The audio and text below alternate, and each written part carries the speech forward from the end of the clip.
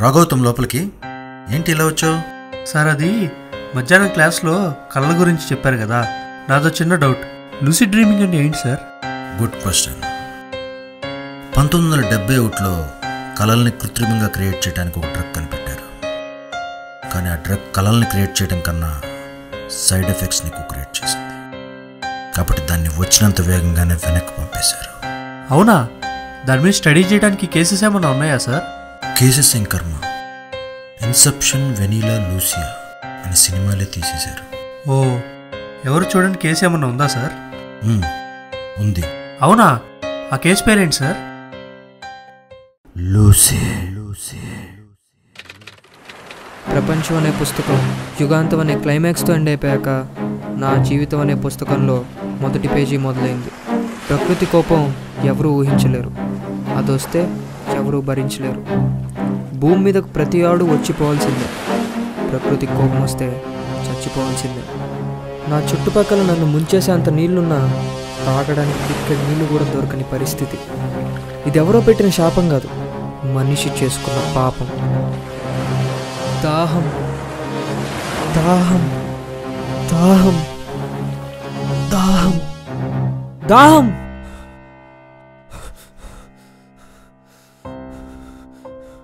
ఛా, ఇదంతా కళ.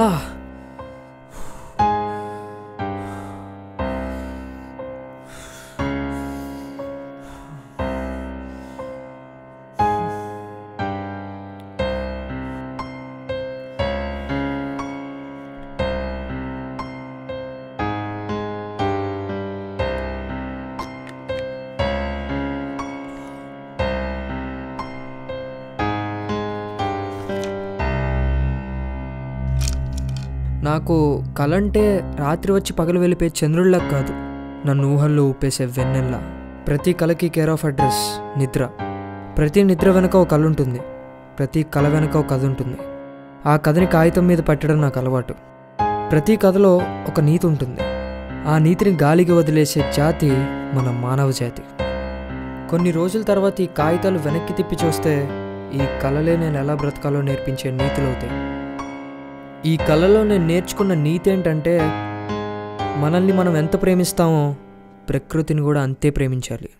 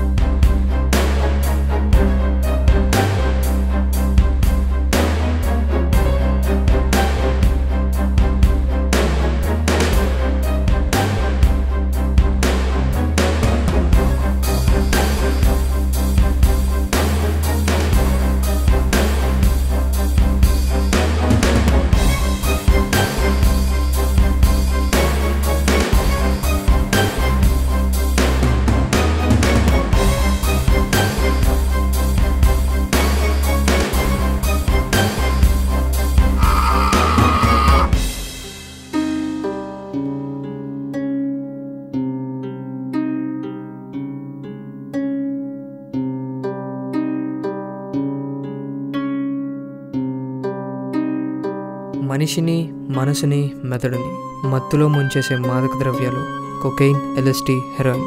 మత్తులో ఉన్న మనసు, కరిగిపోయే వయసు ఎందుకు ఇచ్చాడో పైవాడికే తెలుసు. అమ్మ పాలుతో మొదలైన జీవితం ఒక విస్కీ బాటిల్ దగ్గర ఎండైనప్పుడే మనిషి దిగకూడనంత దిగజారిపోయాడు. ఈ కళలో నేను నేర్చుకున్న నీతి ఏంటంటే, దేనికి బానిస అవ్వకూడదు, మత్తుకి అస్సలు అవ్వకూడదు.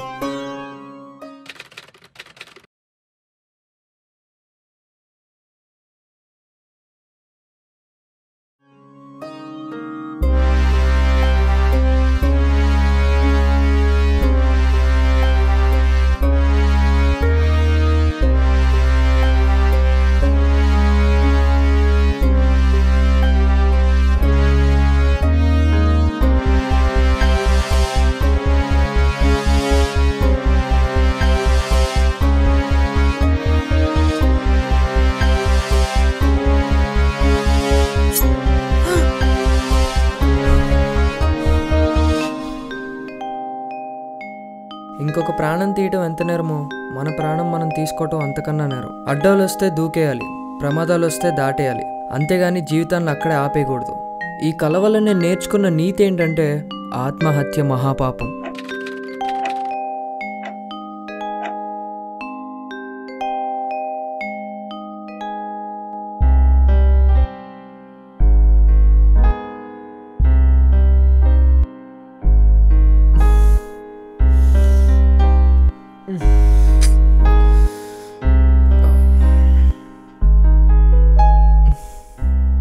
ఏంటి వాళ్ళు కలీన్ రాలేదు?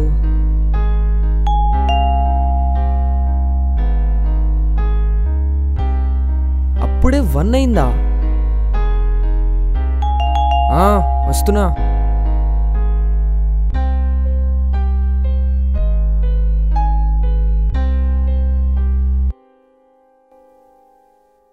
Hi sir, happy birthday.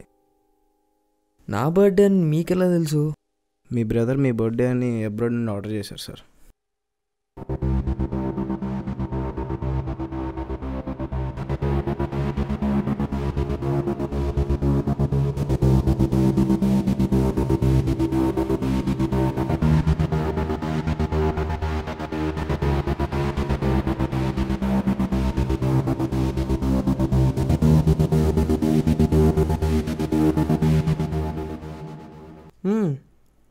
Love you బడి.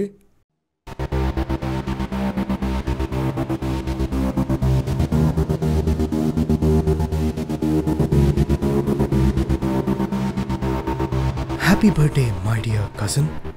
నాకు తెలుసు నీకు కలలు కంటూ అంటే ఎంత ఇష్టమో. ఈసారి నీ పుట్టినరోజుకి నేనిచ్చే గిఫ్ట్ దానికి రిలేటెడే. లూసిడ్.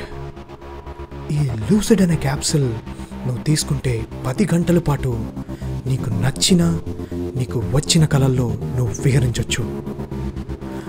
ఈ అన్నయ్య నీ కోసం చేయగలిగిన చిన్న ఫేవర్ ఇదే. Happy birthday my brother.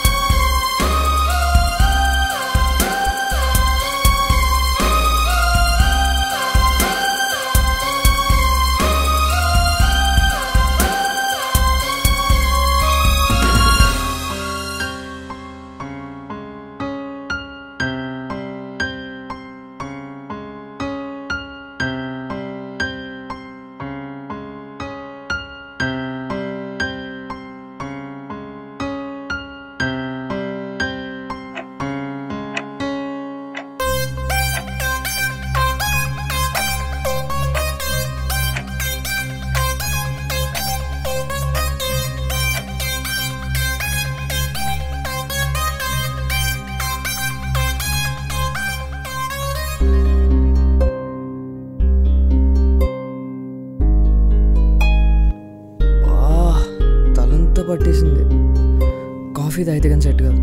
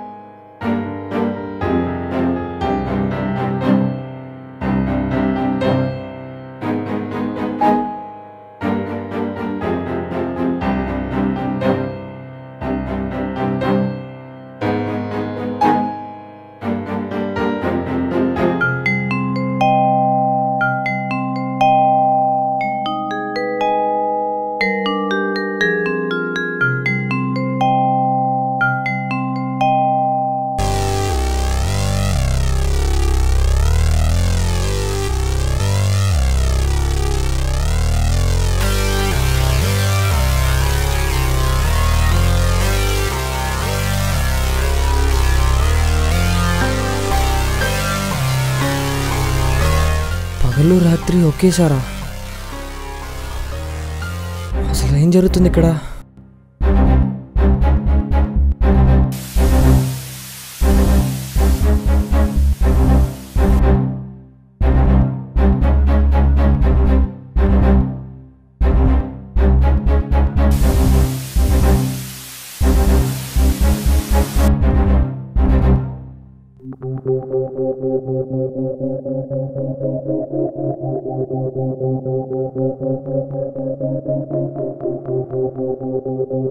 Akashvani Vijayawada కేంద్రం నవంబర్ 1, 1984. వార్తల్లో ఈనాటి ముఖ్యాంశాలు. ఇందిరాగాంధీ దుర్మరణం. మంత్రులందరూ భేటీ అయ్యారు తమ తర్వాతి ప్రధాని ఎవరో నిర్ణయించడానికి. Indira Gandhi short dead 1984. 1980.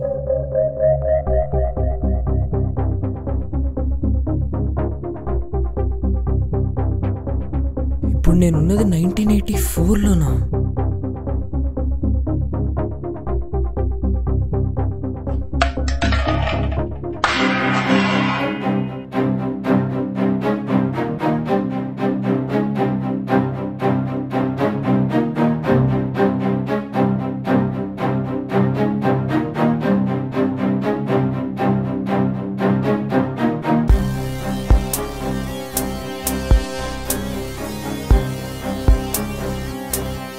Happy death day Badiya?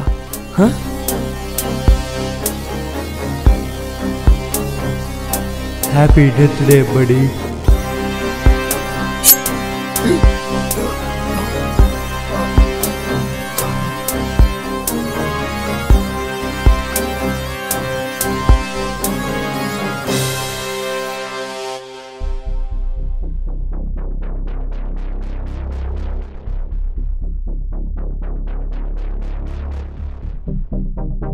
Doctor, అసలు ఏమైంది మావాడికి? ఏంటిదంతా?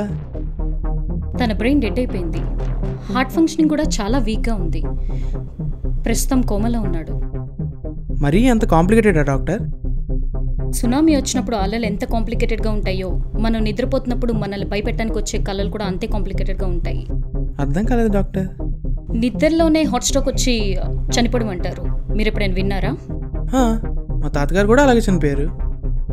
మనం నిద్రపోతున్నప్పుడు మనకు వచ్చే కొన్ని కళల వల్ల మన బ్లడ్ ప్రెషర్ ఇంక్రీజ్ అయ్యి హార్ట్ ఫంక్షనింగ్ ఎఫెక్ట్ అవుతుంది. దానివల్ల హార్ట్ స్ట్రోక్ కూడా వస్తుంది. ఇలా నిద్రలో హార్ట్ స్ట్రోక్ వచ్చి చనిపోయిన వాళ్ళు చాలా మంది ఉన్నారు. ఒక్కళ్ళకి అంత శక్తి ఉందా? కళలు కంటానికి బాగుంటాయి, వినటానికి బాగుంటాయి, అందులో ఉండటానికి కాదు. మీ ఫ్రెండ్ లూసిడ్ అనే డ్రగ్స్ తీసుకున్నాడు. దీంట్లో వాడిన కాంపోనెంట్స్ వల్ల మనిషి సైడ్ ఎఫెక్ట్స్ వచ్చి చనిపోతారు. వరల్డ్ వైడ్ బ్యాన్ చేసిన ఈ డ్రగ్స్ అసలు మీ ఫ్రెండ్ ఎలా తీసుకున్నారు? ఏమో డాక్టర్, నాకు అది అర్థం కావట్లేదు. మరి ఇప్పుడు ఏం చేద్దాం డాక్టర్? మెర్సిక్లింగ్ ఒకటే దారి. అతను బ్రతికున్న బెడ్ మీద ఉండాల్సిందే. ఈ రూమ్లో ఉన్న వస్తువులకి అతనికి ఇంక పెద్ద తేడా ఉండదు. మీకు తెలిసిన వాళ్ళ బంధువులు కానీ కేర్ టేకర్స్ కానీ ఉంటే ఒకసారి కలవమనండి. నాకు తెలిసి తనకెవరు లేరు డాక్టర్. అబ్రాడ్లో ఒక బ్రదర్ ఉన్నాడు అంతే. సరే, ఆయన ఒకసారి వచ్చి నన్ను కలవమనండి. ఫార్మాలిటీస్ అన్ని కంప్లీట్ చేద్దాం.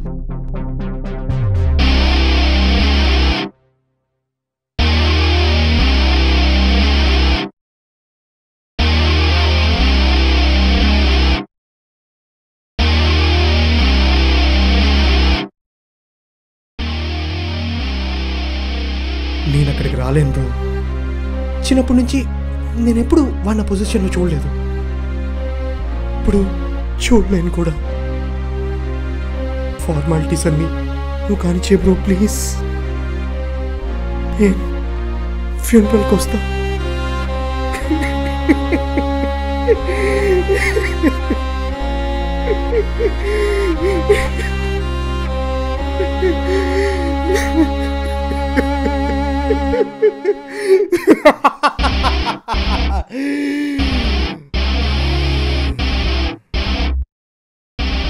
Now this property is mine.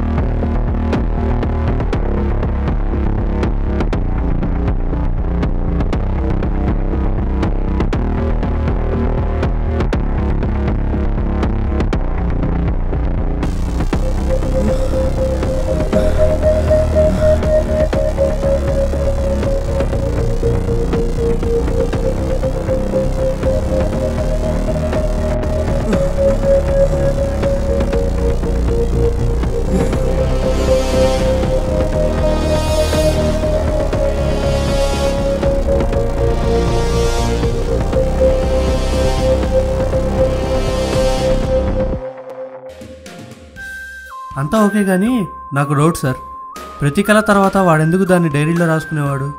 Scientific theory ప్రకారం వచ్చిన ప్రతి కళని ఫేర్ చేస్తే బ్లడ్ ప్రెషర్ ఇంక్రీజ్ అవ్వదు, గుండె జబ్బులు రావు అని నమ్ముతారు. ఓకే, అసలు వరల్డ్ వైడ్ బ్యాన్ చేసిన డ్రగ్ వాళ్ళన్న చేతికి ఎలా వచ్చింది సార్? రక్తం పంచుకొని పుట్టిన తమ్ముడినే చంపాలని ఆలోచన వచ్చినప్పుడు బ్యాన్ చేసిన ఆ డ్రగ్ వాడి చేతికి రావడంలో ఆశ్చర్యం ఉంది. కరెక్టే, అయినా ఈ కేసు గురించి ఇంత క్లియర్గా మీకెలా తెలుసు? పోస్ట్ మార్టంకు నా దగ్గరకు వచ్చిన ఆ తమ్ముడిని చంపిన అన్నకి, ఆ అన్న చేతిలో చనిపోయిన తమ్ముడికి వాళ్ళ చిన్నప్పుడే దూరమైన తండ్రిని నేను.